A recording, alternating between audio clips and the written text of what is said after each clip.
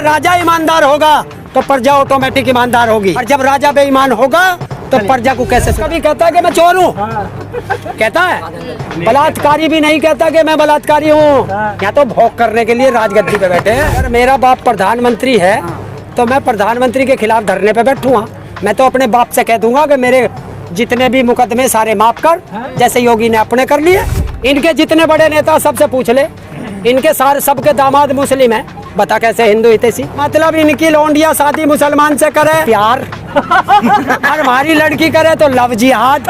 क्या नियंत्रण में क्या कानून है? जिसके 2 बच्चे होंगे वो तो ठीक, और जिसके 3 बच्चे होंगे वो गांव के प्रधानी का चुनाव नहीं लड़ सकता, सरकारी नौकरी नहीं कर सकता, और नगर निगम का चुनाव नहीं लड़ सकता। ठीक है, एमएलए का लड़ेंगे हम तो 6 बच्चे पैदा करके।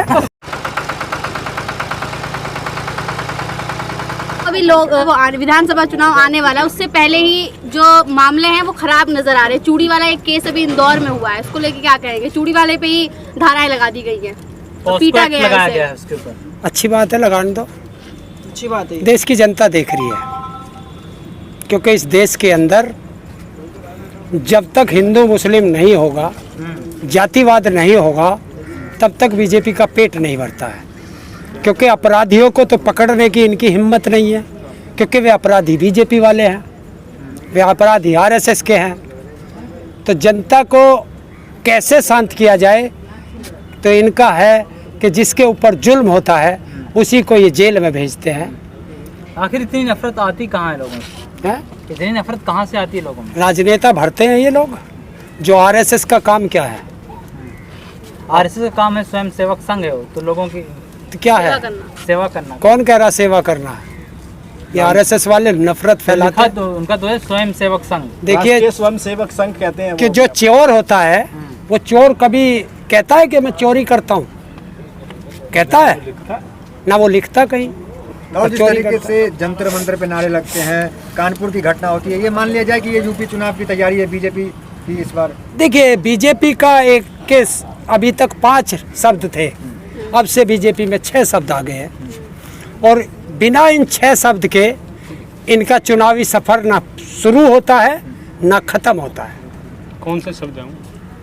हिंदू मुस्लिम, कब्रिस्तान शमशान, और 5वां था इनका पाकिस्तान, लेकिन अब इन्हें 6ठा मिल गया, छोटा भाई तालिबान। ये सारी चीजें मीडिया भी तो कह रही है। क्या तालिबान पे डिबेट चल रही है, और किस चीज़ पे चलेगी? देश का मुद्दों से ध्यान भटकाने का इससे बढ़िया तरीका कहाँ है? अभी तक इनके पास था कि भारत में कोरोना की 3री लहर आने वाली है, उधर तालिबान वाला क्राइसिस हुआ, भारत से कोरोना का सारे मीडिया से भाग गया। लेकिन आ तो रहा है, कह रहे हैं 4 लाख केस नए आएंगे सितंबर में। क्यों? ये भविष्यवक्ता है। इसका मतलब नीति आयोग ने कही ये बात कि नीति आयोग बताएगा या भारत के वैज्ञानिक बताएंगे या भारत के डॉक्टर बताएंगे? इस देश का दुर्भाग्य यही तो है कि चपरासी राज करेगा और पढ़ा लिखा चपरासी होगा। जिसका काम है, नीति आयोग का काम है नीति बनाना, वो नीति तो बना नहीं रहा, भविष्यवाणी कर रहा है। अरे एम्स के डायरेक्टर है, बड़े डॉक्टर हैं गुलेरिया, वो बताएं, और हमारे इसके वैज्ञानिक होंगे वो बताएं, तो बात जायज़ भी लगती है। लेकिन यहाँ क्या है कि इस देश में 2 आदमी बोलते हैं और 2 ही आदमी इसमें बेचते हैं और 2 आदमी खरीदते हैं, तो वही चल रहा है। तो योगी जी जिस तरीके से कह रहे हैं कि हिंदुस्तान में भी तालिबान की एंट्री हो गई है, तालिबान यहाँ भी छुपे हुए हैं, उनको एक्सपोज करने का वक्त आ गया। बिल्कुल आ गया है, मैं बता देता हूँ, अगर योगी जी में हिम्मत है तो पकड़ ले। और भारत का अर्णव गोस्वामी वो बैठा नोएडा में, और उसने ट्वीट किया है कि आर भारत विद तालिबान, पकड़ो। लेकिन वो तो मुस्लिम में तालिबान खोज रहे हैं, हरे कपड़े में। और मैंने तो पहले ही बता दिया था कि 5 शब्द के अलावा इनका होता नहीं, इनमें हिम्मत नहीं कि अगर ये चुनाव लड़ जाए अपने काम पर, क्योंकि भारत का सबसे बड़ा बेरोजगार, उत्तर प्रदेश का बेरोजगार युवा जो रोज लाठियां खा रहा है, वो तैयार बैठा है, भारत का किसान तैयार बैठा है, मजदूर तैयार बैठा है, और जितनी कंपनियां बेच दी उनके कर्मचारी तैयार बैठे हैं तो आप कि कब हमारा वोटिंग करने का नंबर आए और कब इनको हम प्रदेश से और देश से भगाए। आप नहीं मानते हैं कि तालिबान यहाँ पे है? कहाँ? योगी जी जिस तरीके से कह रहे हैं। अगर हिंदुस्तान में तालिबान है तो भारत के प्रधानमंत्री को, भारत के रक्षा मंत्री को और भारत के गृह मंत्री को मिनट से पहले इस्तीफा दे देना जिस तरह चाहिए। से भारत के अंदर कई राज्यों में देखा जाए, चाहे इंदौर की बात हो, चाहे उत्तर प्रदेश की बात हो, चाहे दिल्ली की बात हो, हर जगह कहीं दलित बेटियों के साथ रेप हो रहा है, कहीं मुसलमान के साथ चूड़ी बेचने वाले को मारा जा रहा है, रिक्शा चलाने वाले को मारा जा रहा है, जय श्री राम के नारे लगवा के मारे जा रहे हैं। क्या ये तालिबान का हिस्सा नहीं? क्यों? तालिबान वाले भी तो कि ऐसे- तालिबान थोड़ा ही है, तो भारत है।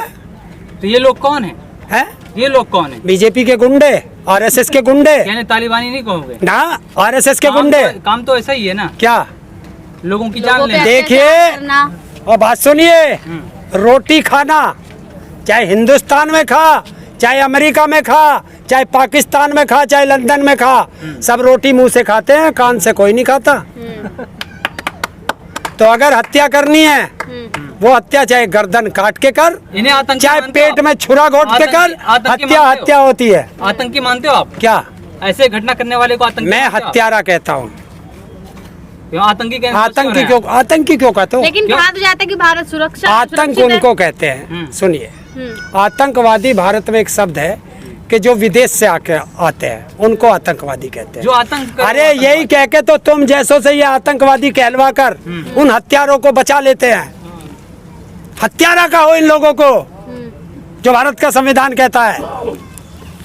नफरती का हो इन्हें, नफरत फैलाने वाले का हो। अब इसी आरएसएस के संगठन से एक भारतीय किसान का एक मोर्चा बना हुआ है, भारतीय किसान संघ, जो आपकी बातों के साथ सहमत हो गया है। अब एमएसपी पर लिखित कानून को लेकर के आपके साथ साझा कर रहा है, आपकी बात के क्या कर रहा है? 9 महीने से कहाँ था वो? 9 महीने से कहाँ था? अब तो आपके साथ है और ना? वो तब सुन, समय हमारे था। साथ क्यों होता? या तो वो कहे कि आरएसएस को हमने छोड़ दिया, या वो कहे कि जब तुम आरएसएस में तुम हो, आरएसएस की सरकार है, तो सरकार से करा ले।